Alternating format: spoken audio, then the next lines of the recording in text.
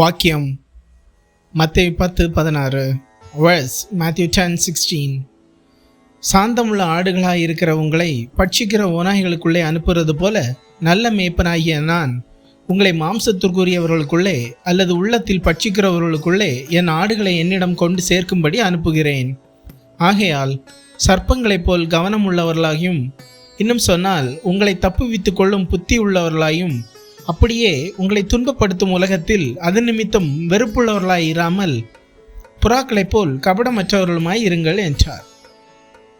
As I sent you my gentle sheep among ravening wolves, so I, the good shepherd, sent you among carnally minded ones, or inwardly devourers, that you may bring my sheep to me.